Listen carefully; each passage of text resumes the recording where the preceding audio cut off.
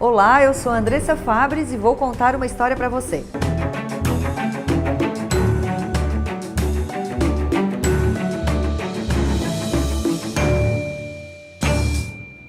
A história de hoje vai contar um pouco sobre a revolução que o mundo tem vivido nos últimos tempos e como as marcas estão lidando com isso. Vamos ouvir essa história?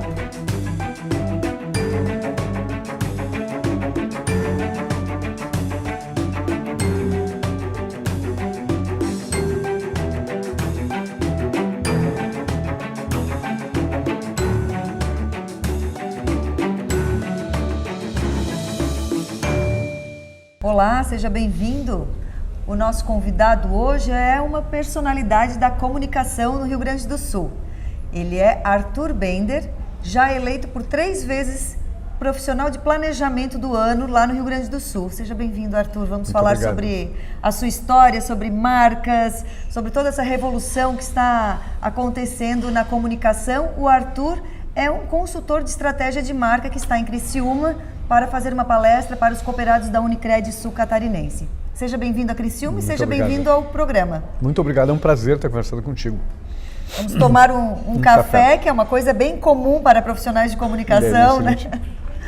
Arthur, começando um pouco contando a sua história mesmo, até chegar a um profissional premiado como profissional de planejamento, qual foi a trajetória do Arthur? Eu iniciei na década de 80, então eu já estou completando uns 30 anos de mercado. E iniciei ainda num tempo analógico, fazendo comunicação, mas eu iniciei trabalhando em redação de jornal. Fiz literatura, acho que teve muita influência da literatura nisso. E peguei, vamos dizer assim, todo o final da década de 80 trabalhando, peguei toda a década de 80 e a progressão foi natural. Eu sempre me interessei muito por estratégia e o caminho natural foi construindo uma trajetória focada em posicionamento de marcas. Então hoje a gente opera com 4 negócios, mas todos eles têm um traço muito importante aqui de estratégia que eu valorizo muito nas marcas, né? No Rio Grande do Sul, a comunicação, a estratégia de marca é algo muito latente. Continua assim? A comunicação é algo importante dentro do mundo corporativo? Eu acho que o Rio Grande do Sul já ocupou um espaço muito mais relevante no contexto nacional. O Rio Grande do Sul durante muito tempo foi um exportador de talentos para São Paulo, tanto nas grandes agências em São Paulo, tu encontra muito gaúcho é uma peste em São Paulo, mas já teve uma importância muito maior. O que aconteceu no Brasil foi uma centralização das decisões mais para o Sudeste, que prejudicou bastante, eu acho que essa década no Rio Grande do Sul. Mas temos ainda grandes corporações com sede ainda no Rio Grande do Sul que mantêm a sua comunicação ainda focada no Rio Grande do Sul, né? Arthur, vamos falar um pouquinho sobre marcas. A palestra hoje é para cooperados da Unicred Sul Catarinense, que tem no seu DNA saúde, então são profissionais liberais, não são empresas, embora muitos deles tenham empresas como clínicas e tudo mais, mas iniciam pelo menos a carreira como profissionais liberais. Tem diferença do cuidado de uma marca corporativa, uma marca de empresa, para uma marca pessoal, quando o profissional é a própria marca? Eu te diria que tem uma influência muito grande quando são empresas individuais, ou consultorias geralmente, ou profissionais liberais que têm o nome do empreendedor à frente do negócio, quanto em outras que não têm, né, que tem um outro nome fantasia, mas que o empreendedor acaba impregnando na organização os seus atributos. Então, quando a gente olha para grandes organizações e pensa nesses fundadores ou nesses grandes líderes, tu encontra muito presente traços desses líderes nas organizações. Se tu pensar em Jorge Gerdau, que é meu cliente, se tu pensar em Abílio Diniz, se tu pensar nesses grandes nomes, no Pedro Parente, né? Eu gosto muito de dizer que a gente tem uma ideia de previsibilidade sobre a reputação. Se tu pensar em José Galó, das lojas Renner, tu já mais ou menos sabe qual é a atitude do Galó com relação a certas questões, como com o Dr. Jorge, como com Abílio Diniz. Então eu acho que a imagem e a identidade do fundador acabam se conjugando, né, com a imagem da organização. E hoje numa sociedade que a gente chama de uma sociedade envidraçada, onde tudo é exponencial, onde tudo é visto o tempo todo, isso ganha proporções, pode ganhar proporções gigantescas, o impacto disso. Né? Falasse na sociedade envidraçada, Exatamente. né? E a gente passou por um momento, a tecnologia, a internet, o digital trouxe uma certa revolução na comunicação e até no papel dos comunicadores, né? Queria que tu avaliasse um pouquinho como era quando o Arthur começou a trabalhar com comunicação, com estratégia de marca e como é hoje. Eu acho que tem uma diferença, essa última década, uma diferença enorme entre possibilidades, entre meios, entre ferramentas, entre possibilidades. Eu diria o seguinte, que os fundamentos de construção de uma marca continuam exatamente os mesmos, né? E no seio de tudo isso, tem uma coisa que é muito importante, que é a confiança.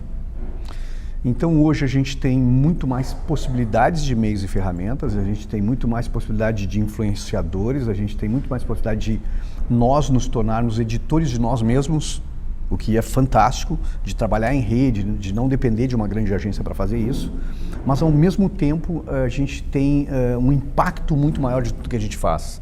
Então acho que a diferença, os fundamentos se mantêm iguais, as ferramentas proliferaram enormemente e hoje a gente tem que ter um cuidado muito maior com isso pelo nível de exposição que a gente tem. A gente estava comentando antes de iniciar essa nossa conversa aqui o quanto numa sociedade conectada como a gente tem hoje, um pequeno problema pode virar um enorme problema, né? Ou seja, estamos todos muito vigiados, todos muito expostos e o cuidado com a reputação tem que ser redobrado, muito grande. Hoje, diferente de antigamente, né?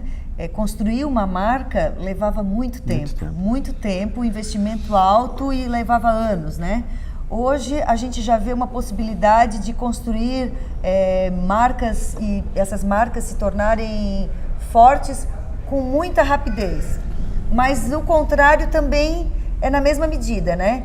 A reputação, o risco da reputação também está muito mais alto. É muito mais fácil abalar a reputação de uma marca hoje do que antigamente. Antigamente tu levava muito tempo para descobrir coisas, né? A gente trocava cartões e a gente ficava pensando, olha, não conheço essa pessoa, tu não tinha onde procurar. Hoje eu brinco com as pessoas que as pessoas nem vão para casa com cartão, né? Elas usam o Google no próprio coquetel e investigam a pessoa e observam a pessoa para trás, o presente, e fazem até inferências sobre o futuro. Mas eu diria para ti o seguinte, que os fundamentos continuam exatamente iguais e o que se tem hoje não é uma marca forte rapidamente. O que a gente tem é visibilidade rápida. Então a gente tem um alcance muito grande, mas isso não quer dizer que a gente vai ter uma marca forte. Então eu acho que hoje o atributo principal para ser trabalhado é coerência. Coerência entre o que a empresa diz de si mesma, a pessoa diz de si mesma e os seus atos, as suas atitudes que estão todas expostas. Então, de certa forma, a gente tem um olhar crítico para tudo isso. Os americanos usam uma expressão que é walk the talk, né? Mas se existe coerência entre o que tu fala e o que tu faz. Então, como hoje as empresas estão muito expostas, a gente consegue observar muito bem essas entranhas. O discurso do presidente é um, a assessoria de imprensa é outra, a comunicação é outra. E o que acontece hoje é que a gente tem muita esquizofrenia, eu chamo, nas marcas, que é essa coisa, todo mundo fala sobre a empresa, mas com aspectos diferentes e coisas diferentes. Então, o fundamento é manter coerência sobre tudo isso. E o trabalho de branding aqui é fazer uma orquestração muito forte nesse mar de ferramentas, e meios e possibilidades de experiências, de colocar todos os sinais no mesmo sentido. Aí a gente tem uma marca forte, mais rápido, porque tem mais visibilidade, mas respeitando essa ideia de coerência e de orquestração de sinais. Para fazer esse alinhamento, né, de todos esses profissionais e todas essas, às vezes, muitas agências, prestadores de serviço, fornecedores, que vão trabalhar essa marca, vão interferir nessa marca, né? De quem é esse papel de fazer essa orquestração? Quem é o maestro dessa orquestra? Eu diria que o marketing sempre foi muito relegado nas grandes organizações, né? Era comum, eu tenho 30 anos de mercado, tu encontrar numa reunião um diretor comercial, o diretor de engenharia, de produção, e tu não encontrava o pessoal do marketing, como não encontrava o pessoal de gestão de pessoas também.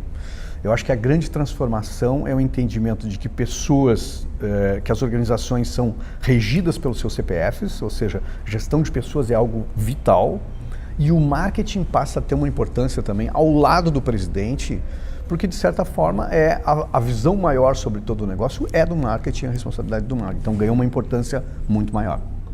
Arthur, nessa mudança toda que a gente vem acompanhando, né, a gente percebe que nem todo mundo, nem todos os profissionais, na verdade ninguém sabe ainda o que vai acontecer, as mudanças são muito rápidas, são as mudanças muito rápidas, várias profissões, várias atividades surgiram, por exemplo, acho que 5 anos atrás nós não tínhamos o social media, né? O cara que faz ali as redes sociais, que cuida estrategicamente daquilo, hoje nós temos essa e outras atividades.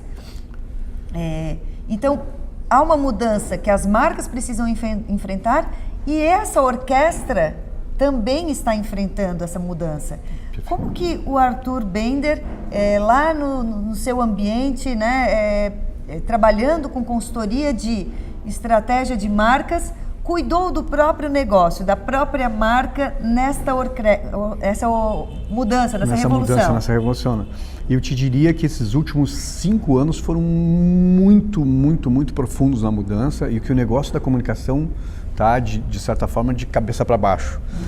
E eu acho que a principal mudança nisso é aquilo que se concentrava em torno das agências, e as agências tinham, a agência operava de forma full e atendia todos esses serviços, hoje está fragmentado. Então, aquilo que a agência fazia dentro da agência, hoje está dividido em muitos outros fornecedores, né? Mas tem uma mudança grande nesse negócio que existia um ecossistema da comunicação que era baseado no que a gente chamava antigamente de o tripé da comunicação. A gente chamava clientes de anunciantes, tá? A gente chamava empresas de comunicação de agências, porque elas agenciavam coisas. Então a gente tinha anunciantes, agências e veículos. E basicamente a gente tinha 4 ou 5 formas de fazer isso: TV, rádio, jornal, mídia exterior, né? Então todo o ecossistema que tinha por trás de produção gráfica, de animação, de fotógrafos, de estúdios e tal, todos giravam em torno desse tripé. O que aconteceu nesses últimos 3 ou 4 anos é que a gente simplesmente desmontou esse tripé. Eu te diria que no centro de tudo isso está o cliente, e o cliente passou a aprender a fazer muitas coisas, e aquilo que os publicitários traziam de informação para os clientes hoje, e que os publicitários detinham esse poder de ter uma informação que os clientes não tinham, os clientes têm igual ou muito maior do que os próprios publicitários, ou seja, desarranjou todo esse ecossistema. E a gente tem uma coisa completamente diferente. Então hoje o social media, a gente tem que gerenciar esse diálogo, né, nas redes sociais, e a gente multifacetou todo esse negócio. O que a gente tem defendido, e aí a tua pergunta é como é que eu tenho visto isso e conduzido, é que a gente não vai mais poder operar de forma como a gente operava, ou seja, num único lugar dar todas as respostas. Então a gente tem procurado trabalhar colaborativamente com outras especialidades que nós não temos e que não vamos dominar, e eu tenho me concentrado nas 4 operações que eu tenho e que eu sou especialista.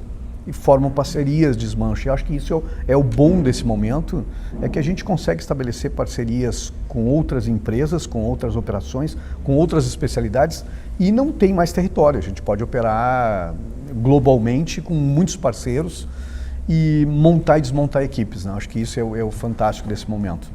Outra coisa que teve de mudança é que a comunicação, o próprio cliente já tem informação da comunicação, claro, mas a comunicação agora, ela não é território exclusivo dos comunicadores, dos jornalistas, dos publicitários, das relações públicas, né? A gente vê que profissionais de outras áreas invadiram essas áreas, entram nessas áreas, tanto que das agências de comunicação corporativa ligadas à Abracom, hoje 30% dos profissionais não são nem jornalistas nem relações públicas. Então, são profissionais de direito, de moda, enfim, de várias áreas. E cada vez mais eu acho que vai se acentuar com gente que vem para inteligência artificial, gente que lida com algoritmos, gente que lida com tecnologia, junto com gente que entende de psicologia, de comportamento, né, com administradores de empresa, com negócios. E eu acho que esse caráter multifacetado é que vai ser o principal atributo desse negócio, né? Nós estamos conversando com o Arthur Bender, que é consultor em estratégia de marcas. E no próximo bloco nós vamos falar um pouquinho mais sobre esse ambiente de mudança no território da comunicação e também como as marcas podem aproveitar esse momento para ganhar mais reputação.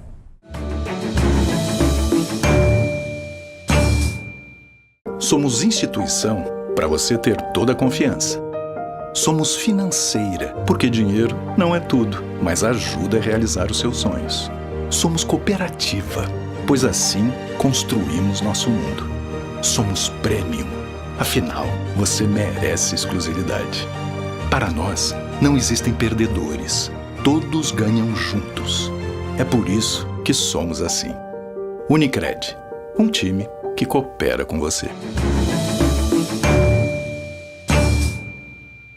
Estamos de volta. Nossa conversa hoje é com o Arthur Bender. Ele é consultor em estratégia de marca. A dica de hoje da Alfa Comunicação Empresarial. Quando você conta e reconta a história do seu negócio, como ele foi construído e os desafios que enfrentou, já... Desculpa. Estava melhor, tá? Estava mais solto. Estava mais solto, né? Se é assim, Tá. não estava muito preso. Você já parou para pensar na importância de contar a história da sua empresa e a sua própria história para os seus funcionários? Essa é a dica de hoje da Alfa Comunicação Empresarial. Quando você conta e reconta a história do seu negócio, como ele foi construído e os desafios que enfrentou, está reforçando seus valores e o jeito de trabalhar... Pô, cacete, desculpa.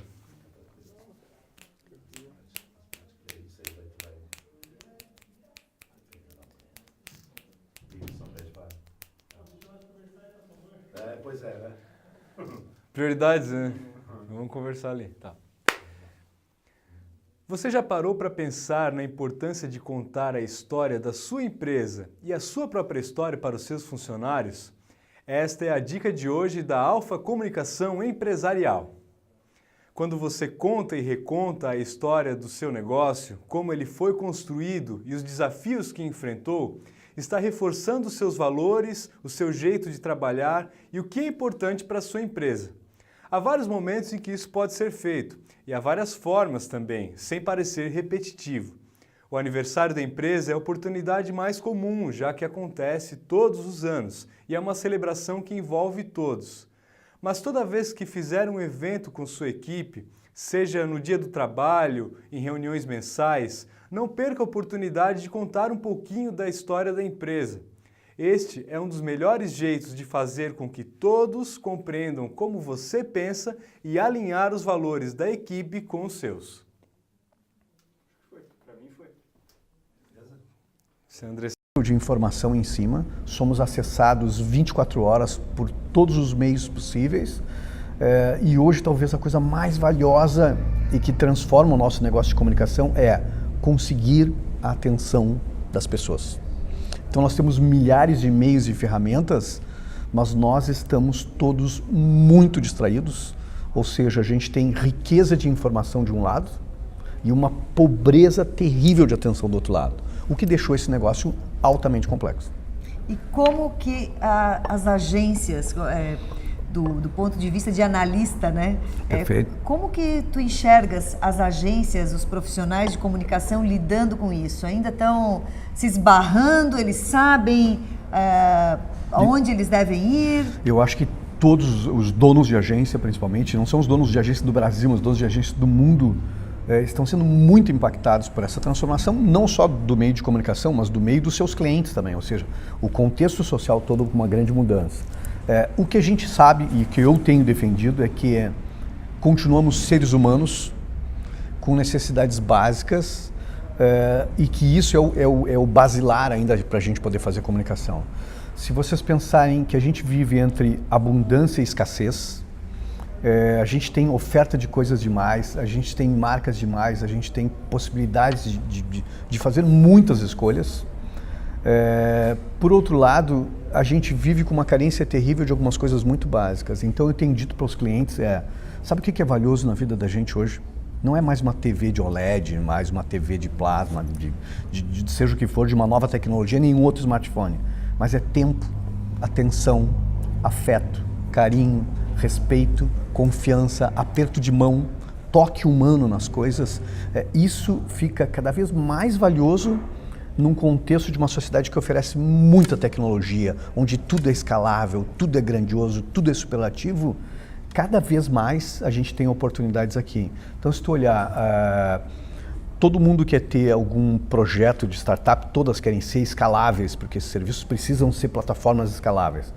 Ao mesmo tempo, as pessoas querem produtos em baixa escala.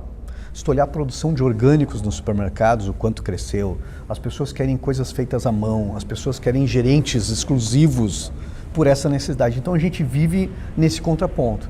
Eu diria que a solução para tudo isso é entender que toda a cadeia de públicos, né, a gente vai encontrar ainda CPFs tomando decisões. Esses CPFs são pais, são mães, são filhos, têm medo, são seres humanos. Eu acho que aqui a gente deveria se aprofundar cada vez mais nesse aspecto, né, independente das tecnologias. Né? Uma comunicação mais personalizada, mais humana. Eu te diria que se tu quer não informar ninguém hoje, tu informa números. Se tu quiser, as pessoas não reagem mais aos números porque a gente não tem parâmetros. Então a gente fala em bilhões, a gente fala em trilhões e as pessoas não conseguem compreender a grandiosidade disso. Quer realmente produzir algum resultado das pessoas, entra pela emoção. A emoção é a única porta ainda de entrada no meio desse caos de informação que a gente tem. Eu brincava com a ideia de que a gente muitas vezes tem cérebro de teflon. A gente assiste um jornal, um noticiário, meia hora de notícias, com muita informação, com muitos números, e termina o noticiário e a gente não sabe absolutamente nada. Porque a gente ouviu trilhões, bilhões, os roubos são de milhões, bilhões, os investimentos são milhões. Então, assim, quer não informar nada, e é um recurso dos políticos muitas vezes, fala em metros quadrados, quilômetros quadrados, né, números, e aí tu tonteia a pessoa e tu não consegue fazer nada. Quer reação, entra pela porta da emoção, que é a única ainda que não se conecta direto. E como fazer isso? Porque isso, vamos pegar aqui, nós estamos numa cidade de 200 mil habitantes, uma loja pequena, dá para lidar diretamente com o seu cliente, dá para ter uma comunicação personalizada, dá para ser mais emotivo, mas quando a gente trata de uma marca grande, que tem milhões de consumidores, que às vezes a base dela está no Rio Grande do Sul, mas o mercado dela está lá no Nordeste, como fazer para tocar essas pessoas, como para fazer com que ter uma comunicação de massa, mas de certa forma próxima? Eu diria o seguinte, que um dos pontos é controlar as experiências. Eu acho que o fator das experiências, eu tenho defendido uma tese que tudo vai virar serviço. Pode parecer assustador num primeiro momento, não, nós vamos continuar comprando produtos, né? Mas a gente vai dar muito valor para os serviços em torno dos produtos. E os serviços nos oferecem uma oportunidade maravilhosa da gente oferecer experiências. Então eu diria que as experiências realmente são marcantes e se a gente oferecer serviços de qualidade, a gente tem alguma diferença. Os produtos vão ficar todos iguais, a tecnologia vai equalizar todo mundo, o design deixa tudo muito semelhante, os preços por uma questão de competição vão ficar muito semelhantes, os meios de pagamento são muito semelhantes, o jeito de colocar isso para vender é muito semelhante. O que vai fazer toda a diferença vai ser a experiência em torno desse produto. Então eu diria que mesmo num pequeno estabelecimento ou num grande estabelecimento, eu deveria ficar muito preocupado com a coerência das minhas promessas e com a qualidade dessa entrega, com a qualidade dessa experiência. É aí que eu tenho alguma chance de me diferenciar. E diferenciação, nesse momento, é um ativo muito, muito valioso. Nós falávamos antes sobre novas atividades, novas profissões, né, dentro da comunicação que a revolução tecnológica trouxe e profissionais de outras áreas se inserindo nesse ambiente de comunicação. E aí, nesse meio todo, nós temos os influenciadores digitais, Perfeito. Que vieram como um novo canal. Imagino que tenham abalado as estruturas das agências de publicidade, porque é um novo veículo. As assessorias de imprensa também foram abaladas, porque até então as assessorias de imprensa tinham uma relação com os jornalistas, conheciam aquele métier do jornalismo e de repente vem profissionais que não tem nada a ver com o jornalismo se colocando como um veículo de comunicação. Eu queria a tua opinião sobre esse ambiente de influenciadores digitais e quais são os cuidados que as marcas têm que ter ao fazer ações com esses novos veículos. É uma bela pergunta e eu acho que a gente precisa retroceder alguns anos atrás. A gente contratava, as marcas contratavam um galã de cinema e esse galã de cinema oferecia aquele produto ou dizia que usava aquele produto e a gente entendia, bom, todos os atributos daquele galã estão sendo transferidos para isso. A gente sempre chamou isso de uma estratégia preguiçosa, né? Uma estratégia rápida e bastante preguiçosa. Então eu não tento construir a marca, eu encosto em alguém e esse alguém transfere os seus valores. Eu diria que isso continua sendo muito preguiçoso e hoje a diferença é que tem uma oferta muito grande de influenciadores, né? Quer dizer, se a gente quiser saber oferecer produtos para pesca, certamente tem alguém icônico, né, que sabe muito disso, tem um blog e que vai falar sobre pesca e pode ser o nosso garoto propaganda disso, ou o nosso influenciador disso, né? O problema que eu vejo é que a gente tem uma fragmentação muito grande disso e a gente tem muito oportunismo nisso. Então a gente hoje tem oferta de influenciadores muito interessantes, né, com capacidade, com coerência, com ética. E a gente tem outros tantos influenciadores que nasceram semana passada e que vão morrer no mês que vem e que eu vou estar associando a minha marca com eles, né? Então eu diria que a gente precisa ter, não usar, mas a gente usar com muito critério isso e sabendo sempre dos riscos que vai ter quando a gente está colocando pessoas que bebem, que falam coisas, né, que têm atitudes muitas vezes equivocadas e que isso vai ter impacto nas marcas. Então eu diria, a gente precisa ser muito mais criterioso e muito mais seletivo na escolha desses influenciadores. Essa escolha pode parecer muito barata hoje, por meia dúzia de milhares de reais a gente contratar um influenciador e achar que está fazendo uma coisa maravilhosa e a gente não saber a profundidade ou a consistência da marca desse influenciador. Eu te diria mais critério, mais seletividade, tá? E menos oportunismo, porque marcas não são construídas com oportunismo, né? Marcas são para viverem décadas, né? E precisam de fundamento, precisam de realmente coisas sérias, porque vai ter impacto lá adiante, né?